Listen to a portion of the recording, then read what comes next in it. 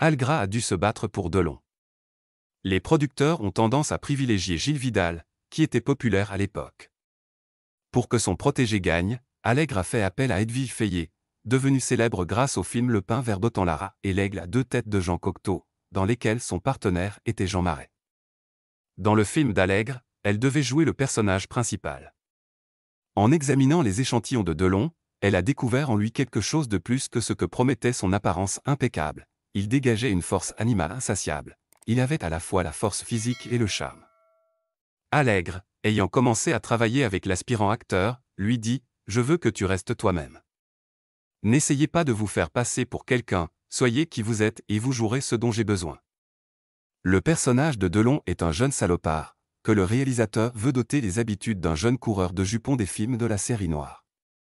Alain a gardé un souvenir précis du premier jour de tournage de sa vie. J'ai dû sortir de la pâtisserie, monter dans la voiture de Sophie Daumier et aller à la rencontre d'Edwige Fayet. On m'a dit que je devais repartir avec un sac de gâteaux à la main. Bien sûr, vous ne regardez pas la caméra et ne prétendez pas qu'il n'y a personne autour. Je vois, je fais ça tous les jours. Yves Allègre répétait, vous arrivez en voiture, vous en descendez, allez à la pâtisserie, prenez un sac, retournez à la voiture et dites à Sophie, super, maintenant on se régale. Elle répond, si seulement mes amis du lycée pouvaient me voir maintenant. Tout me paraissait si simple et évident. En plus, Yves m'a bien tout expliqué. Il se souvient de Sophie Daumier comme de la partenaire avec laquelle il a échangé son premier baiser au cinéma. Sur le plateau, des comédiens expérimentés, Bertrand Blier, Jean Servet, Jean Debucourt soutiennent le jeune débutant. Blier a accepté d'être son parrain cinématographique. Alain était un acteur naturel, avec une bonne voix et quelque chose de si rare, un charme naturel. Delon a regardé attentivement les seniors jouer et a admiré leur professionnalisme. Même alors, il aimait répéter que le premier signe de l'intelligence est la volonté d'observer et d'apprendre. Qu'est-ce qui a attiré Blier vers lui? J'aime Alain, c'est une personne équilibrée avec une arrogance sereine, le respect de la hiérarchie professionnelle, le mépris du pouvoir, l'amour d'une vie violente, courte et mouvementée. Delon est reconnaissant envers ses collègues. Selon lui, c'est Edwige Feuer qui lui a appris à détester l'approximation et à s'efforcer de finir soigneusement son personnage, qu'on oublie ensuite, pour que son comportement à l'écran ressemble à une manifestation spontanée de sentiments. En août, Edwige Fayet présente Alain à l'impresario Olga Horstig. Je l'ai vraiment aimé. Il était beau et charmant, se souvient Horstig, qui deviendra bientôt le premier impresario de la future star. Très exigeante envers les gens, elle ne dit que du bien de Delon, même si, lorsqu'elle dresse son portrait, elle recherche l'objectivité. C'est un homme courageux, et il a du cœur, même s'il semble parfois impatient et dominateur.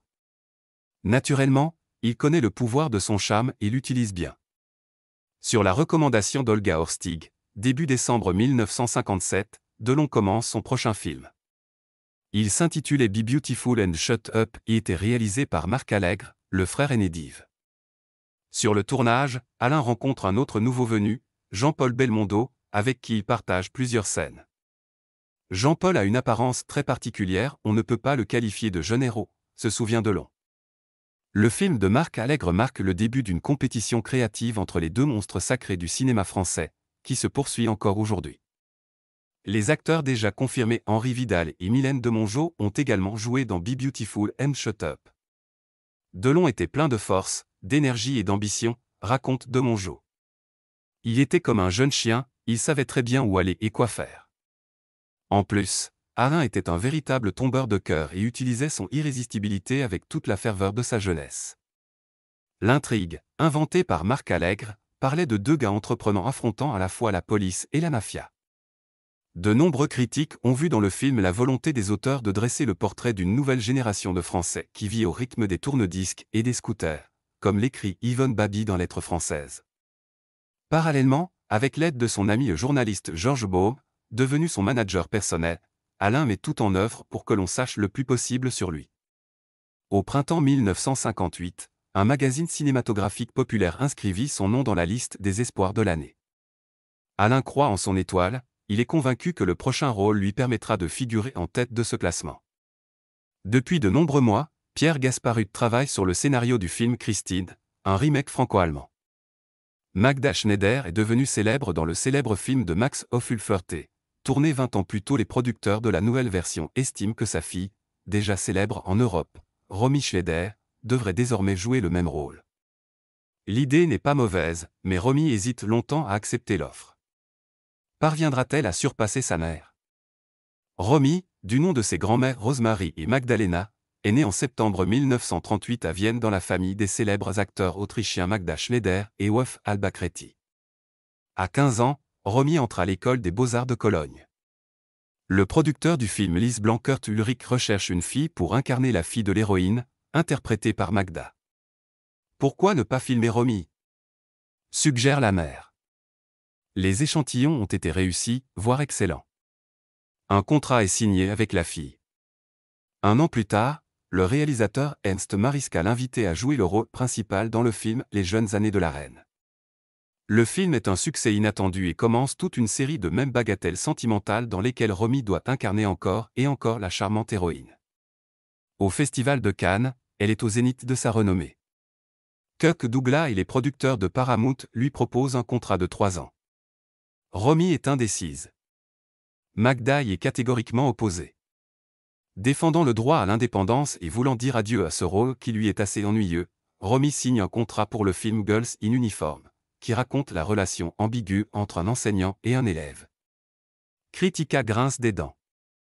À la fin du tournage, Gaspard Huth a proposé à Romy le rôle principal dans Christine. Finalement, elle a accepté. Il existe d'innombrables partenaires qui souhaitent jouer avec Romy Schneider. Le réalisateur a préféré Jacques Toja de la Comédie Française. Mais Romy a choisi Alain. D'après une photographie, précise Jean-Claude Brialy. Alain ne cache pas sa surprise, mon atout, c'était seulement mon visage. Et mon inexpérience. Quand ils m'ont dit que j'avais été choisi, je me suis figé comme un imbécile. Au final, Pierre Gasparuta a également été séduit par le choix de Romy. Il était amusé par la perspective qu'Alain Delon devienne un héros romantique. Surtout dans une histoire d'amour entre un jeune officier et un jeune ouvrier. Alain avait à cette époque une réputation de personne proche du monde criminel. Mais ses insinuations, son agressivité et sa beauté en faisaient un héros amant idéal, explique le réalisateur. Répondant aux souhaits des producteurs, Alain s'est rendu à l'aéroport d'Orly pour rencontrer la star autrichienne. Pour éviter l'ennui, il a demandé à Brialy de l'accompagner. Il y a de nombreux journalistes parmi ceux qui se réunissent. Romy est arrivée accompagnée de Magda. Les caméras cliquent. Romy sourit. Elle avait déjà remarqué sur l'allée un jeune homme dont le visage lui était familier grâce à la photographie. Contrairement aux déclarations sur le coup de foudre, l'actrice trouve d'abord que Delon est trop de tout, trop beau, trop jeune, trop bien coiffé et même habillé comme un gentleman, avec une cravate et une paire à la mode. Alain ne la trouve pas du tout attirante. Cet après-midi, il doit filmer une audition dans un studio de la région de Clichy. Il devait danser la valse viennoise, raconte Jean-Claude Brialy. Anne, Zwei, Dre, Romy et Alain se sont retrouvés dans les bras l'un de l'autre, maîtrisant une danse difficile. Alain ne cessait de s'écarter du rythme. Après le tournage, Alain a proposé de déjeuner au Lido. Magda et Romy ont poliment accepté. Aucun des deux ne parlait français. Alain connaissait quelques mots d'anglais.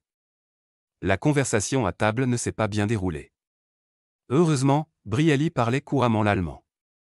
À la demande du photographe, Alain et Romy ont posé au centre de la salle, mais il n'y avait toujours aucun contact entre eux. Il a appris la phrase Ich lieb dich et il l'a répété tout le temps de façon drôle avec son mauvais accent, écrira plus tard Romy dans son journal, que Magda publiera en France en 1988. Quant à Brialy, il était préoccupé par autre chose. Avez-vous une idée de combien cela va nous coûter? A-t-il murmuré à l'oreille d'Alain, qui a invité 2 dames, mais il a écarté toutes ses craintes. Vous verrez par vous-même ce qui se passera lorsque la facture arrivera, répondit-il à son ami.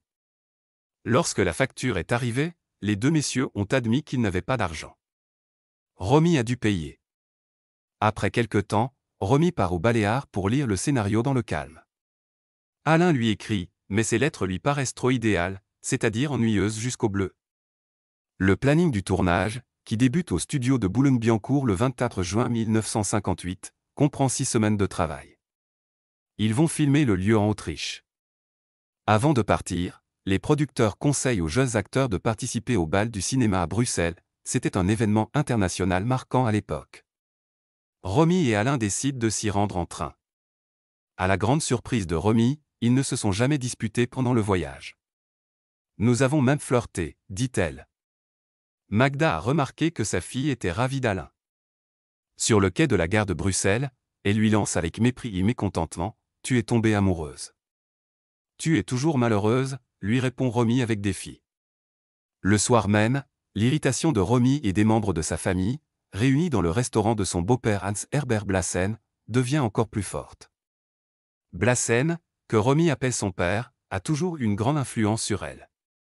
Elle se souvient de la réaction dure de cet homme avide de pouvoir lorsqu'il a appris sa relation avec Horst Buchholz. Choisissez entre lui et moi. Romy a ressenti la même tension ce soir-là à Bruxelles. Elle a déclaré : Alain était assis avec les participants français au bal, et mes parents et moi étions assis à une table parmi les Allemands. Alain m'a invité à danser, puis m'a appelé à sa table. Mais j'étais encore une fille obéissante à l'époque, je suis retournée dans la famille. Après avoir bu une coupe de champagne, j'ai commencé à réfléchir. Et soudain, elle réalisa que leurs soins avaient pris fin. Quelque chose en moi s'est soudainement rebellé. Mais il lui faudra encore plusieurs semaines avant qu'elle commence réellement à se libérer de l'influence dominante des autres. Lors du tournage à Vienne, Alain a déjà commencé à réaliser à quel point il était passionné par Romy. Je n'aurais jamais pensé que ma vie personnelle prendrait une telle tournure. Ce n'était pas un grand amour, mais c'était un premier amour, un jeune amour. Nous étions très différents. Il y avait quelque chose chez moi que les autres n'avaient pas remarqué. Derrière moi, c'était l'Indochine, mon enfance difficile. C'était une star européenne, mais, au fond, elle restait une enfant. Quand Magda les a surpris en flagrant délit, c'était leur premier baiser, le crime contre l'impératrice a été déclaré presque comme un événement à l'échelle nationale, se souvient Gaspariut. À la fin du tournage, Romy accompagne Alain à l'aéroport. Elle est autorisée à se rendre sur la piste et à dire au revoir à Alain à la rampe. Son cœur se brise. Elle rentre à l'hôtel en larmes. Romy est incapable de lire la lettre qu'Alain lui a laissée. 48 heures plus tard, la décision est prise, elle va vers lui. Et après avoir prévenu sa secrétaire, la rousse et maigre Charlotte, Romy s'envole pour Paris. La jeune femme réalise qu'elle est en train de rompre avec sa mère. Elle a 20 ans, elle est seule à Paris pour la première fois, où l'amour l'attend. Paris pour Romy, c'est Alain. Alain est également absolument heureux et ne se lasse pas de répéter que Romy est la joie du cœur.